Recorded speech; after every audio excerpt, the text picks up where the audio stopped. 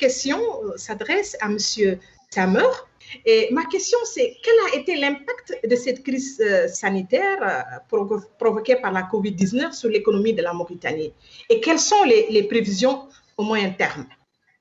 Merci beaucoup pour cette question. Donc, pour répondre à votre question, comme vous l'avez mentionné, donc la crise sanitaire de la COVID-19 qui a impacté vraiment tous les pays du monde, elle a aussi impacté l'économie mauritanienne. Et en résultat, on estime que la croissance économique a diminué d'environ 5,9% en 2019 à une contraction d'environ 1,5% en 2020.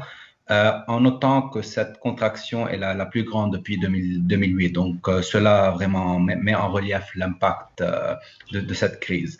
Donc, les principaux moteurs de cette crise sont vraiment au niveau domestique, le secteur, je vais dire, domestique non extractif. Ici, on parle du commerce et du transport qui ont été vraiment impactés par les mesures de confinement qui ont été instaurées et qui ont été nécessaires vraiment pour contrôler la propagation du virus.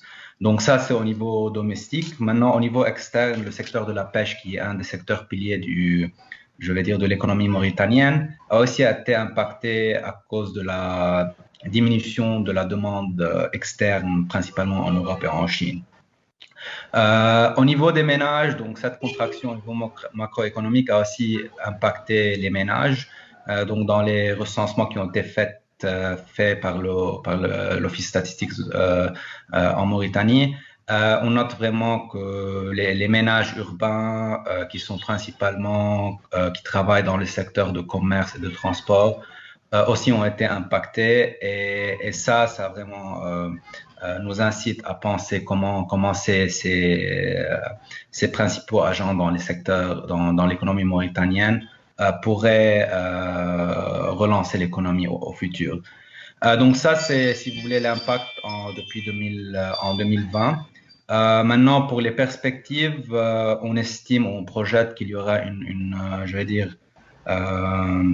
un redressement, mais je veux dire un redressement graduel de l'économie. Donc, on estime qu'il y aura un redressement de la croissance d'environ 2,5%.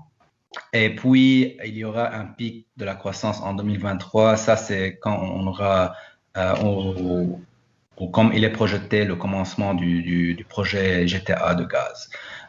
Donc, on estime qu'il y aura un redressement graduel, mais on doit noter que ces prévisions, il y a beaucoup de risques à la baisse à ces prévisions. Et ici, je note 4 risques principaux. Le premier, c'est le risque des changements climatiques qui pourraient vraiment impacter le secteur agri-pastoral en Mauritanie qui dépend de la pluviométrie, etc. Le second risque, c'est la dynamisme de réforme que le gouvernement a déjà commencé.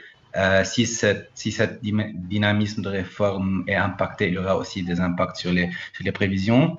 Et troisièmement aussi, on note l'insécurité régionale dans le Sahel qui, jusqu'à maintenant, il n'y a pas d'impact sur la Mauritanie, mais si cela aura un impact sur la Mauritanie, elle pourra aussi affecter la croissance. Et le quatrième risque, ce qui est le plus important, je veux dire, c'est la Covid elle-même.